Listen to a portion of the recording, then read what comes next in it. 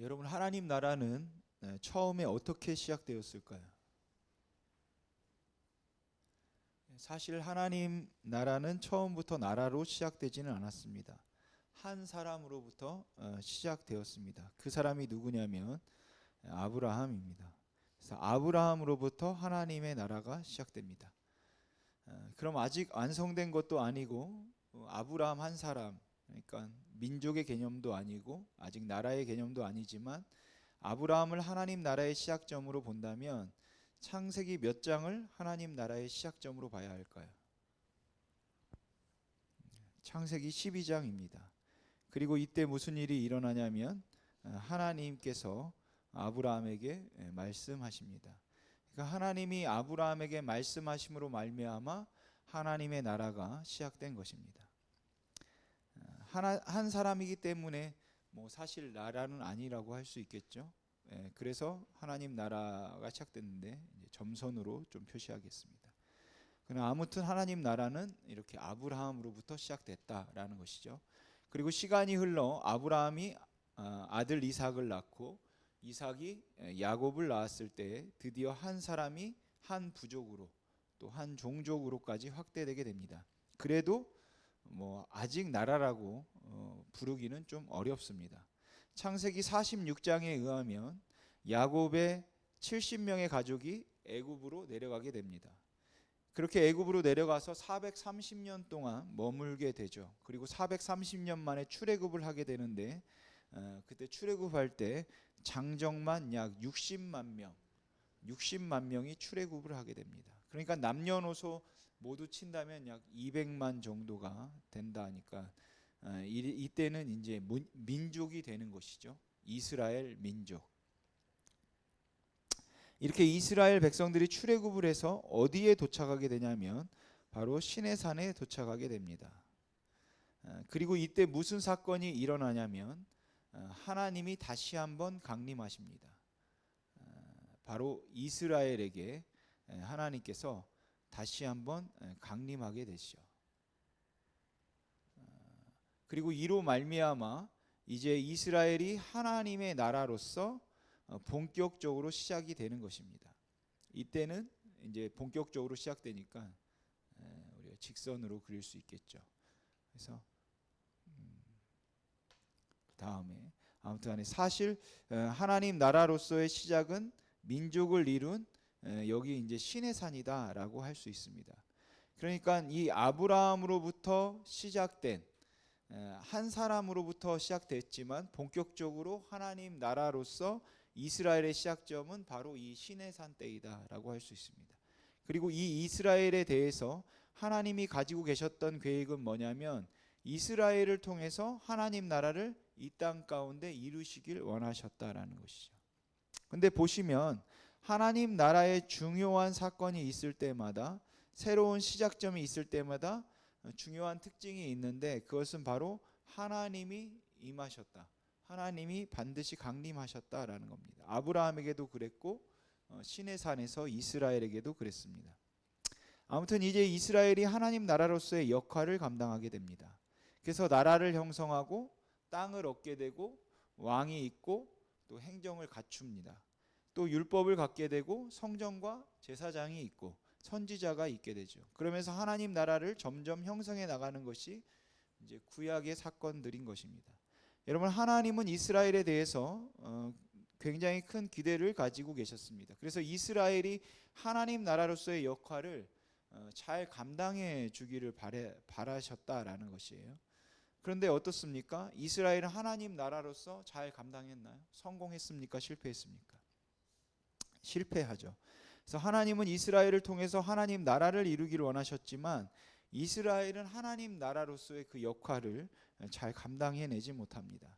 그래서 주전 586년 이스라엘 백성들이 다 바벨론의 포로 잡혀가고 가장 중요한 성전이 무너지고 언약궤가 사라지고 제사장과 선지자들이 다 잡혀가고 다윗 왕조가 끊어지게 됩니다. 그래서 다 끝납니다.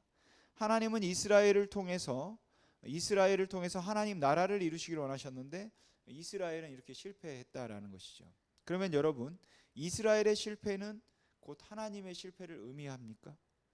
이스라엘의 실패는 하나님 나라의 실패를 의미할까요?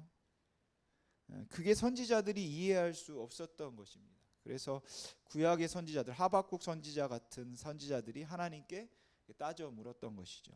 그렇게 이스라엘은 하나님 나라의 역할을 감당해내지 못합니다. 그러면 이제 누가 하나님 나라의 역할을 감당하는 것일까? 이제 하나님 나라는 어디에 있는가? 하나님의 나라가 어떻게 되는 것인가? 그것을 오늘 좀 살펴보도록 하겠습니다. 먼저 우리가 성경 구절 두 군데를 좀 찾아 읽어볼 텐데 이 두 구절이 똑같습니다. 한 단어만 다릅니다. 먼저 마가복음 13장 28절 29절 말씀 우리 같이 한번 읽어보겠습니다. 시작.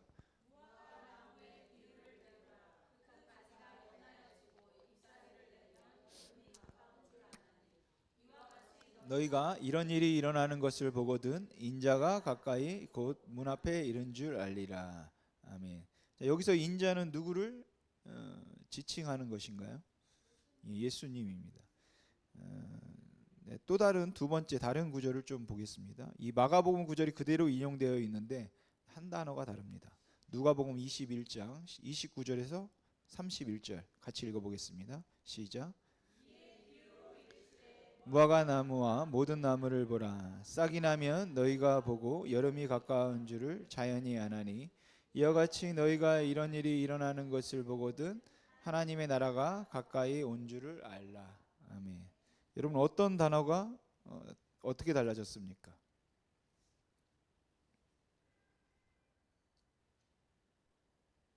예.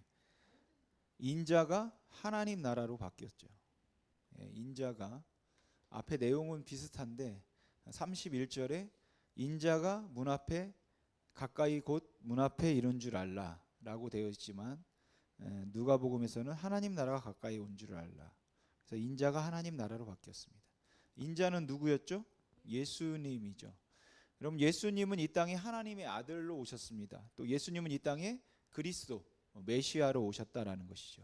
그리고 또 중요한 역할은 뭐냐면 예수 그리스도는 이 땅에 하나님 나라로 오셨다라는 것이에요.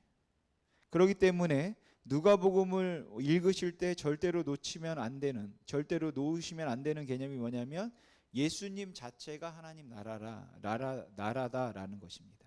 그래서 예수 그리스도께서 사람들한테 다가가시면서 회개하라. 천국이 하나님의 나라가 가까이 왔다. 이렇게 말씀하시는 거죠. 정말 하나님의 나라가 임하기도 했지만 예수님께서 곧 하나님의 나라니까 그렇게 말씀하실 수 있는 겁니다.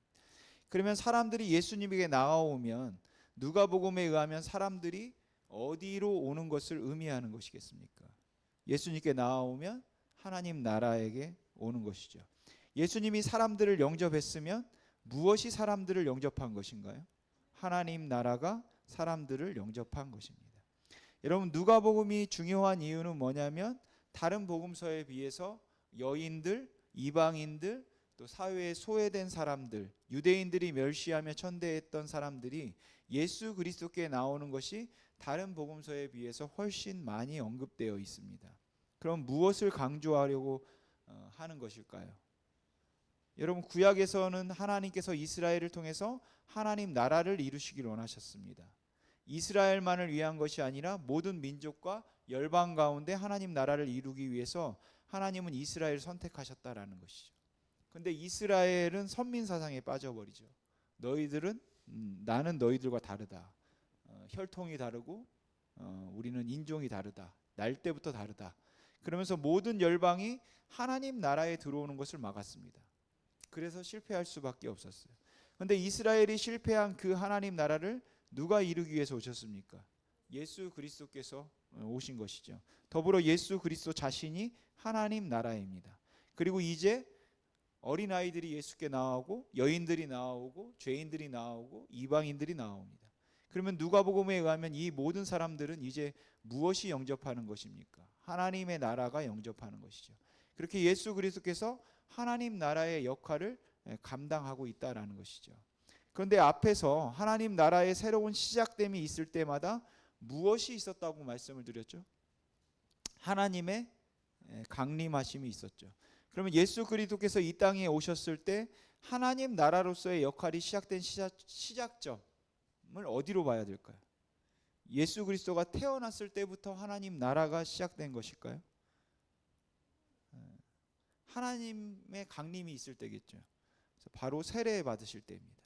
예수께서 세례를 받으실 때 성령이 임하시는데, 그때 성령님이 임하시면서 바로 그 시작점을 공생애의 시작으로 볼 뿐만 아니라 예수 그리스도께서 하나님 나라로서의 역할을 시작하셨던 이제 시작점으로 보는 것입니다.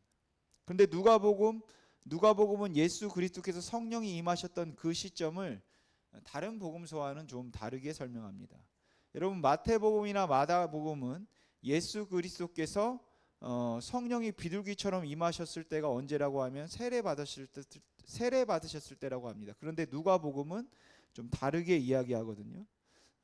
우리 누가복음 3장 21절 22절 말씀 같이 한번 읽어보겠습니다. 시작. 예수도 세례를 받으시고 기도하실 때에 하늘이 열리며 성령이 비둘기 같은 형체로 그의 위에 강림하시더니 하늘부터 소리가 나기를 너는 내 사랑하는 아들이라 내가 너를 기뻐하노라 하시니라. 아멘. 이 말씀에 의하면 예수 그리스도께 성령이 비둘기처럼 임했을 때는 언제인가?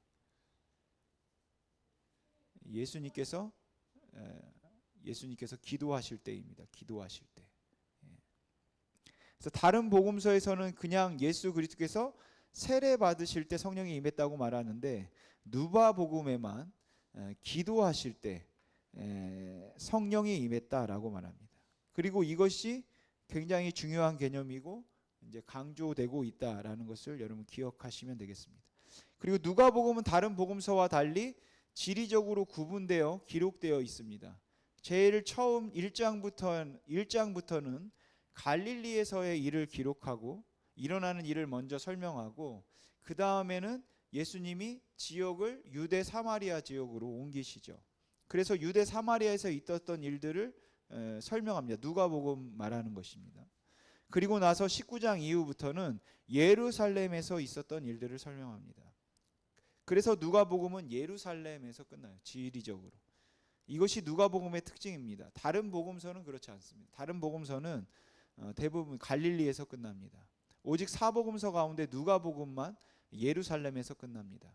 그래서 누가복음은 지리적으로 갈릴리, 유대 사마리아, 예루살렘 이렇게 이동을 합니다.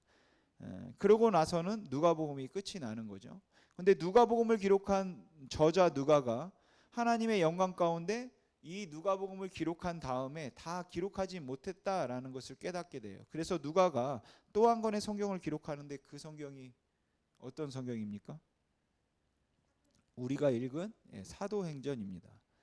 오늘 본문이 있는. 그런데 사도행전도 굉장히 재미있는 구조로 되어 있습니다. 사도행전의 구조는 사람을 중심으로 한다면 두 부분으로 나눌 수 있습니다. 베드로와 바울을 중심으로 나눠. 전반부는 베드로, 후반부는 바울 이렇게 되어 있습니다. 그런데 사도행전은 지리로 구분한다면 세 부분으로 구분되는데 우리가 이렇게 구분할 수 있죠. 사도행전도 예루살렘으로 시작해서 그다음에 유대 사마리아 그리고 땅끝 이렇게 구분됩니다. 그래서 누가복음은 갈릴리, 유대 사마리아, 예루살렘. 그런데 누가복음을 이어서 기록된 역사서 사도행전은 예루살렘, 유대 사마리아, 땅끝 이렇게 되어 있다라는 것이. 그러니까 누가복음과 사도행전은 한 권 정도로 이렇게 이해하시면은 지리적으로 연결되어 있기 때문에 이해하면 좋습니다. 그래서 누가복음 1장부터 사도행전 28장까지 연결되어 있다. 이렇게 여러분들이 인식하면 좋죠.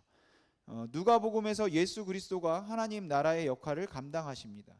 그래서 이스라엘이 하나님 나라로서 실패했던 모든 실패를 예수 그리스도께서 이 땅에 오셔서 완벽하게 다 성취하세요. 여러분, 이스라엘이 하나님 나라로서 제일 먼저 실패했던 곳은 어디일까요? 광야입니다. 광야. 먹는 것 가지고, 명예 가지고, 또 우상 그런 거에 다 넘어지죠. 그러나 예수님이 그 실패를 완벽히 성취하시죠. 광야에서 세 가지 시험을 당하시는데 먹는 것, 또 명예, 또 우상 이것에 다 완성하시고 넘어지지 않고 성취하시죠. 그렇게 이스라엘이 하나님 나라로서의 실패했던 모든 것들을 예수님의 생애 동안 다 완벽하게 성취해 내신다라는 것이죠. 그리고 예수님이 십자가에 달려 돌아가실 때 마지막으로 하시던 말씀이 다 이루었다라는 말씀이에요. 그러니까 이스라엘은 하나님 나라로서의 역할을 실패했지만 예수님은 하나님 나라로서의 역할을 다 이루었다, 완성하셨다라는 거예요. 완벽하게 성취하셨다. 그런데 문제가 생깁니다. 부활 후 예수님이 승천하셨다라는 것이죠. 예수님이 이 땅에 오셔서 하나님 나라의 역할을 감당하시는 건 너무 좋은데, 그래서 계속 계시면서 하나님의 나라를 이루어 가셨으면 좋았을 텐데 부활하신 다음에 40일 후 승천하셔서 하늘로 가셔버립니다. 그러면 이제 이 땅에서 하나님의 나라의 역할은 누가 감당하는가? 바로 그걸 우리가 살펴보게 되는데, 우리가 그거를 말하는 것이, 이제 이 땅에서의 하나님 나라의 역할은 누가 감당하는가? 바로 그걸 말하는 것이 이제 사도행전입니다. 여러분, 누가복음에서 하나님 나라의 역할은 예수님이라고 말씀을 드렸죠. 그리고 누가복음에서 하나님 나라의 역할을 감당하는 예수님이 하나님의 나라로서 공식적으로 시작했던 바로 그 시작점은 기도하실 때 성령이 임한 사건입니다. 그런데 하나님의 영광 가운데 누가복음을 기록하고 있는 저자 누가가 사도행전을 기록하면서 사도행전 앞부분에도 성령이 강림한 사건을 똑같이 넣어 놓죠. 사도행전 초반에도 성령이 임하는데 뭐 할 때 성령을 받습니까? 기도할 때 받습니다. 예수님도 기도할 때 성령이 임하고, 사도행전도 120명의 사람들이 마가의 다락방에서 기도할 때 성령이 임하게 되죠. 그러니까 사도행전에서 기도할 때 성령이 임한 바로 그것이 누가복음에서 예수 그리스도의 역할, 하나님의 나라로서의 역할을 감당하게 된다라는 것이죠. 여러분, 예수님은 이 땅에서 하나님 나라로 오셔서 완벽하게 하나님 나라를 성취하셨습니다. 그리고 승천하시면서 이 역할, 하나님 나라를 이 땅에 이루는 이 역할을 누구에겐가 위탁하셨다라는 것이에요. 그런데 이 사람들도 동일하게 기도할 때 성령이 임했습니다. 그러니까 이 사람들이 이제 이 땅에서 하나님 나라의 역할을 감당하는 사람들이다라는 것이죠. 그럼 이 사람들이 누구겠습니까? 성령 받은 사람들이겠죠. 우리는 기도할 때 성령 받은 120명의 그 마가 다락방에 모여있던 사람들을 뭐라고 부를까요? 이제 예수 그리스도로부터 위임받아 이 땅에서 하나님 나라의 역할을 감당해야 하는 사람들이 바로 그때 모여있던 사람들인데, 이제 우리는 이 사람들을 뭐라고 부릅니까? 교회라고 부릅니다. 그러니까 예수 그리스도께서는 그 하나님 나라의 역할을 바로 이제는 교회에게 위임하셨다라는 것이죠. 그리고 성령 받은 그 사람들이 이제 교회가 되는 것입니다.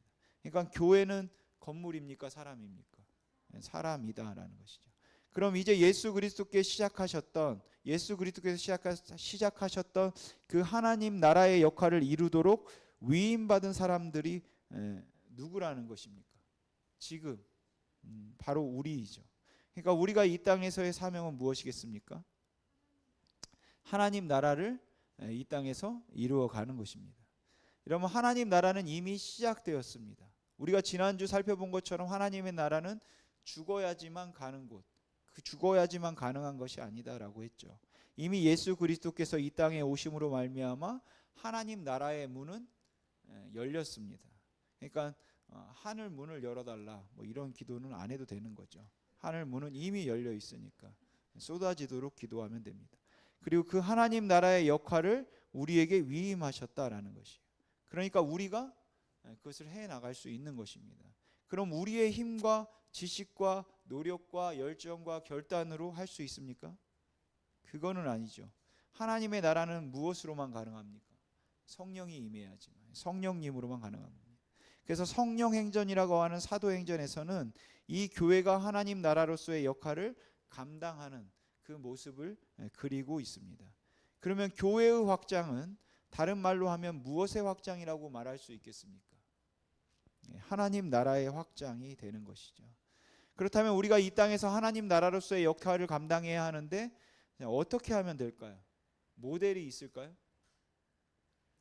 여러분, 우리가 하나님 나라로서의 역할을 감당할 때 하나님께서 우리 교회에게 기대하시는 것, 우리가 이 땅에서 무엇을 이루시기를 원하시는가? 그래서 우리가 어떻게 하면 되겠는가라고 할 때 그 모델이 있을까요? 무엇일까요? 1번 이스라엘에게서 찾는다. 2번 예수님에게서 찾는다. 예. 우리의 모델은 이제 예수 그리스도 뿐밖에 없는 것이죠. 그러니까 예수 그리스도께서 이 땅에서 공생애를 사시면서 어떻게 하셨는가, 그것을 따라 교회가 그것을 따라가야 할 모범인 것입니다. 여러분, 이스라엘 사람들은 이방 사람들을 이스라엘 성전에 못 들어오게 했습니다. 그러나 예수님은 이방인들을 영접하셨나요? 안 하셨나요? 예, 영접하셨죠. 여러분, 레위기법에 의하면 죄송하지만 장애는 부정한 것으로 나옵니다. 그래서 장애인들이 성전에 들어오는 것을 유대인들은 막았습니다. 그러나 예수님은요, 장애를 가진 사람들이 예수님에게 나오는 것을 허락하셨습니까? 안 하셨습니까? 예, 허락하셨죠. 여인들은 어떻습니까? 예, 여인들은 구약시대에 의하면 사람이 아닙니다. 가축법이 적용됩니다. 그러니까 오늘 사람은 저 포함 3명 있는 거예요. 예, 죄송한 말씀이지만 구약에 의하면 그냥 그 당시 문화였다라는 것. 그래서 구약에서 인구를 계수할 때 여자를 쉬지는 않습니다. 뭐 신약에도 마찬가지지만 신약 성경 시대도 마찬가지지만 여자는 사람 숫자에 들어가지 않습니다. 또한 유대인들은 사람을 차별했었죠. 나이로 차별하고 성별로 차별하고 인종으로 차별하고 직업으로 차별하고. 그러나 예수 그리스도께서는 어떻게 하셨습니까? 차별하지 않으셨습니다. 모든 사람을 다 받아주셨어요. 창녀를 받아주시고 세리도 받아주시고 바리새인도 받아주셨다라는 것이. 그러니까 여러분, 여러분의 과거가 어떠할지라도 우리가 막 철수미로 벗겨내고 싶은 그러한 죄악이, 지우고 싶은 죄악 과거가 있다 하더라도 우리가 예수님께 나아가면 되는 겁니다. 예수님은 다 받아주시고 다 용서해 주신다라는 것이죠. 여러분, 예수 그리스도 안에서 누구든지 새롭게 될 수 있고 누구든지 회복될 수 있습니다. 누구든지 새로운 삶을 살 수 있다라는 것이에요. 그런데 그 예수 그리스도께서 시작하신 하나님의 나라를 누구에게 위탁하셨냐면 우리 교회에게 위탁하셨다라는 것이죠. 그래서 우리는 반드시 그 예수 그리스도를 따라가야 하는 것입니다. 여러분, 사도행전에 보면 사도 바울이 예수를 믿기 전에 산헤드린 공회로부터 예수를 그리스도로 믿는 사람들을 잡아들이고 죽일 수 있는 권한을 부여받습니다. 그리고 그 권한을 받아서 예수를 그리스도로 믿는 사람들을 죽이러 가다가 다메섹에 이릅니다. 그런데 다메섹에 이르러서 사도 바울이 예수님을 만나게 되죠. 그리고 깜짝 놀랄 만한 말을 듣습니다. 그때 예수님이 바울에게 뭐라고 그러셨는지 기억하십니까? 예. 왜 너 나를 핍박하냐, 박해하냐라는 것이. 여러분, 바울은 예수님을 만난 적이 없습니다. 그리고 지금 바울은 누구를 핍박하고 있습니까? 그리스도인들을 핍박하고 있죠. 예수님을 핍박한 적이 없습니다.